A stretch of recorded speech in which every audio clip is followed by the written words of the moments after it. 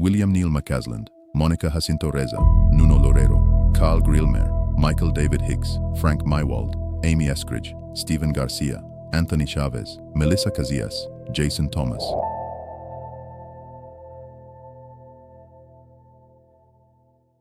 Say their names once and they sound like a tragic coincidence, a statistical cluster of bad luck that the evening news can bury in 30 seconds. Say them twice and the acoustics change. McCasland was a retired Air Force general who commanded classified aerospace research at Wright-Patterson until he walked away from his home in Albuquerque last February and simply ceased to exist. Reza directed materials processing at NASA's Jet Propulsion Laboratory, the division that handles alloys and propulsion systems far beyond civilian textbooks, before she vanished without a trace during a hike in the Angeles National Forest in June of last year. Loureiro, a Portuguese physicist at MIT, spent his career mapping the unstable mathematics of nuclear fusion until he was shot to death on a Boston street in December. Grillmer studied the architecture of distant stars at Caltech until bullets ended that work in Los Angeles this February. Hicks and Mywald, both JPL researchers, died in 2023 and 2024 respectively. Eskridge founded an exotic science institute in Huntsville at 34 and was dead by her own hand before 35, though the people who knew her best still ask questions. Garcia, a national security campus employee in Kansas City, disappeared in August of 2025 and has not been seen since. Chavez and Casias both had active ties to Los Alamos when they vanished.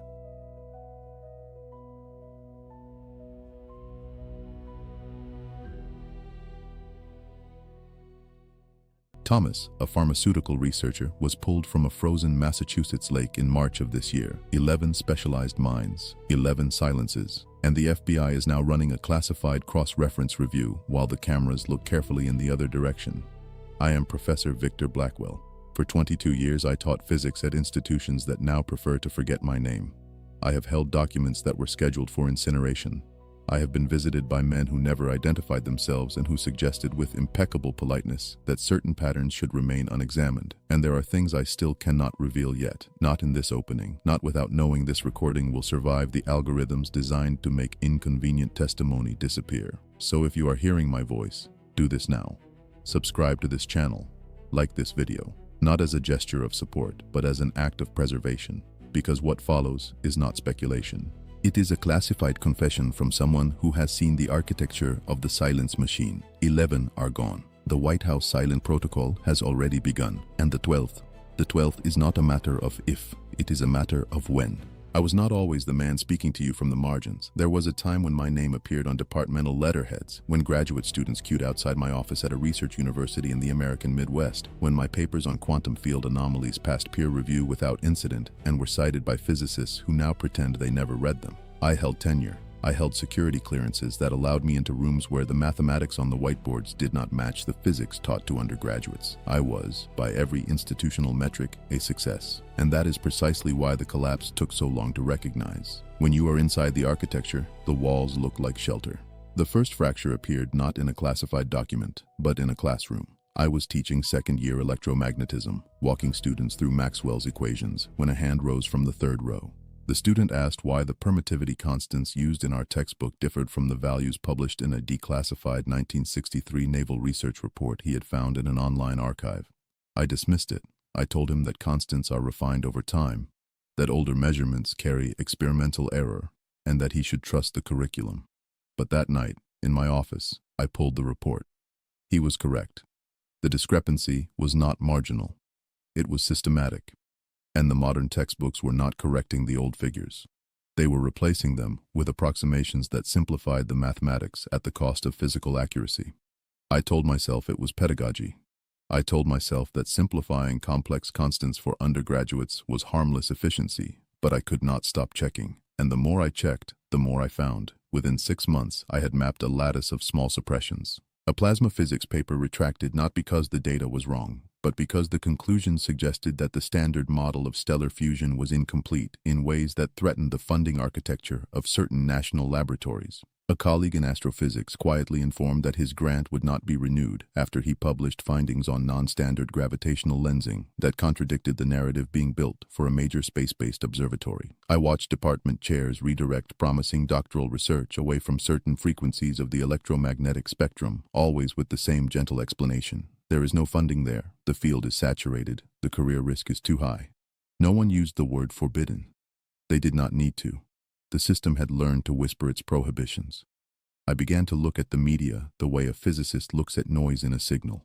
When a major scientific breakthrough was announced, I stopped reading the headline and started tracing the funding. When a controversy erupted around a suppressed study, I stopped watching the debate and started identifying which institutions remained silent. The silence was always more informative than the noise. I noticed that certain patterns of discovery followed a predictable trajectory: initial excitement, followed by a coordinated wave of skepticism from anonymous experts, followed by retraction or institutional distancing, followed by collective amnesia. It was too rhythmic to be organic. It had the signature of feedback control. The breaking point came during a sabbatical I spent consulting for a defense contractor outside Washington. I was brought in to review theoretical models for an experimental propulsion program. The mathematics was elegant, borderline beautiful, and it suggested that certain inertial properties could be manipulated in ways that the public literature insisted were impossible. I wrote a preliminary assessment. 3 days later, I was called into a conference room with no windows. 2 men sat across from me. They did not identify their agency. They asked me to reconsider my conclusions. Not because the math was wrong, they said, but because the implications were premature. They used the word premature the way a surgeon uses a scalpel. I understood then that the error was not in the science. The error was in my assumption that science was the priority. I returned to my university changed. My lectures began to carry an edge that administrators noticed. Students reported that my courses were unsettling. I took that as confirmation that I was finally teaching something true. The tenure review that followed was the most polite assassination I have ever experienced. Colleagues who had co-authored papers with me suddenly found my methodology questionable. Committees that had praised my interdisciplinary approach now called it undisciplined. The separation was surgical, bloodless, and complete. Within 18 months, I was no longer Professor Blackwell. I was a former academic with a reputation for instability, living in a rented house in a state I will not name, supported by savings that diminish every quarter. But the isolation clarified something. When you are removed from the apparatus, you can finally see the apparatus. I began to understand that what I had mistaken for incompetence, for bureaucratic inertia, for the natural conservatism of institutions, was in fact intention. The contradictions were not accidents. They were load-bearing structures. The media did not fail to report certain truths because of oversight. It failed because the truth would destabilize the narrative required to maintain consent. The academic censorship was not the pettiness of jealous peers. It was the immune response of a system that recognizes dangerous questions the way a body recognizes infection. And the 11 names I recited at the opening of this recording are not victims of coincidence. They are data points in a suppression curve that has been active for longer than most people have been alive. I am telling you this now because I have reached the threshold where silence becomes complicity. I have no institution behind me. I have no reputation to protect. I have only what I know and the certainty that what I know is being systematically erased from the record. The physics they teach your children is not wrong. It is incomplete in ways that are strategically incomplete. The history they broadcast is not false. It is curated to prevent you from recognizing the present. And the 11 silences that now hang over this country are not the end of a pattern. They are the calibration. The protocol is being tested. The machinery is being tuned. And if you are listening carefully, you can already hear the 12th name being written. The document arrived in a manila envelope with no return address, left inside my campus mailbox during the winter break when the building was supposed to be empty. I remember the weight of it before I even opened the flap. Too heavy for a letter, too light for a book. Inside were 73 pages of thermal fax paper, the kind that yellows within months and is nearly impossible to trace.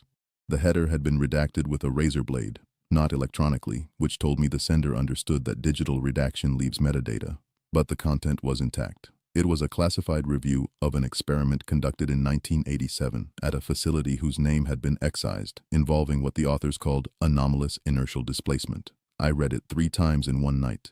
The mathematics was not exotic. It was standard general relativity pushed to an edge case that the textbooks claim has no physical solution. But these pages contained observational data, accelerometer readings, spectrographic traces, and witness logs from 12 physicists and 2 military observers, suggesting that under specific electromagnetic configurations, a mass could be induced to register zero inertial resistance without violating conservation laws in any detectable way. The paper did not claim to have built a propulsion system. It claimed something far more disturbing, that the underlying geometry of spacetime responded to electromagnetic stress in ways that the standard model does not permit, and that this response had been measured, recorded, and then buried. The final page was not part of the original study. It was a memo, dated 1989, from an unnamed directorate to an unnamed oversight committee. The language was bureaucratic and surgical. The results, while reproducible, introduce variables incompatible with current public funding priorities and strategic stability objectives. Recommended action: classification at the highest level, dispersal of research personnel, and insertion of counter-narratives into academic channels to prevent independent rediscovery. I did not sleep that night. I sat in my kitchen with the pages spread across the table and realized that I had spent 20 years teaching students a map of the territory that had been deliberately drawn with certain mountain ranges erased. I did what any academic would do. I attempted to replicate the electromagnetic configuration using the university's plasma laboratory, which had equipment sufficient for a scaled-down proof of concept. I told my graduate assistant that I was exploring non-standard vacuum fluctuations. I told the department chair that the work might yield publishable insights into Casimir effect anomalies. Both statements were true in the way that a shadow is true to the object that casts it. I ran the experiment over 11 nights in February, varying the field geometries, calibrating the interferometer, recording every variable. On the 7th night, I observed a displacement in a suspended test mass that should not have occurred.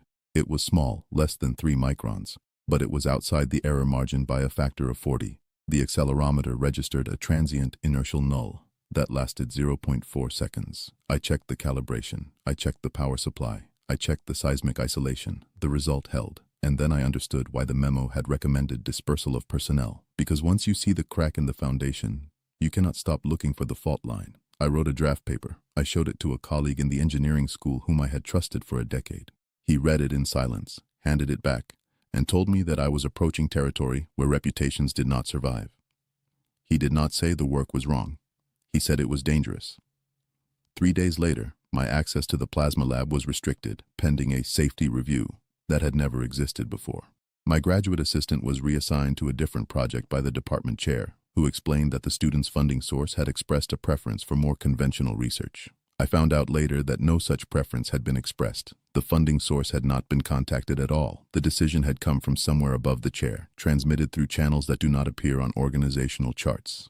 The isolation did not arrive suddenly. It accumulated like sediment. First, my invitations to conferences began to include scheduling conflicts that placed my talks in rooms at the far edges of convention centers simultaneously with keynote addresses. Then, my submissions to journals that had previously accepted my work within weeks began to languish in review for months, only to return with anonymous referee reports that objected to methodological premises I had used for 15 years without issue.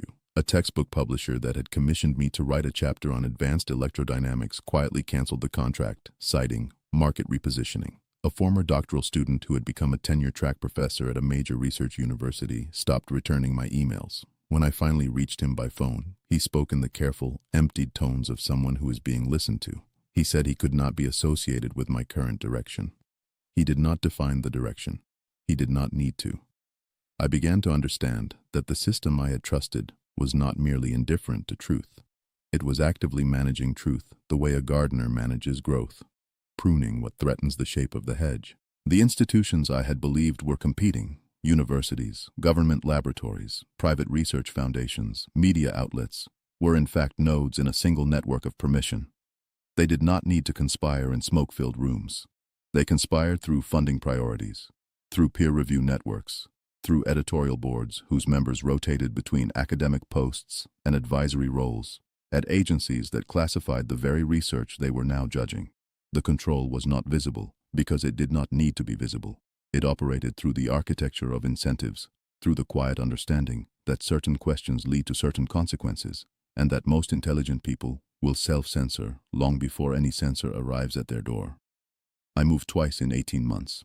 The first house was sold after I received a visit from 2 men who identified themselves as concerned alumni and who asked detailed questions about my current research interests that no alumnus would know to ask. The second house was compromised when I discovered that my internet traffic was being routed through an intermediary server I had not authorized, a configuration that required physical access to the local exchange infrastructure. I stopped publishing. I stopped attending conferences. I stopped being Professor Victor Blackwell in any sense that the world could verify, and in doing so, I became something else. I became the man who could see the pattern without being inside it, and the pattern is unmistakable. 11 researchers, each working at the intersection of physics and national security, each possessing knowledge that could destabilize the public narrative of what is possible and what is not, have been removed from the board, some through death, some through disappearance, some through the slower erasure of institutional memory. The method varies, The result does not. The protocol is not theoretical, it is operational. And I am telling you this now because I have measured the silence between their names. And the silence has a frequency. It is the frequency of a machine that is still running. I spent 3 years watching the pattern sharpen until it cut through every assumption I held. I stopped asking who ran the protocol and started asking what it protected. The answer was larger than any agency, older than administrations. The system is not a conspiracy of men in rooms. It is a self-sustaining architecture of perception, engineered so carefully that participants do not know they are guards.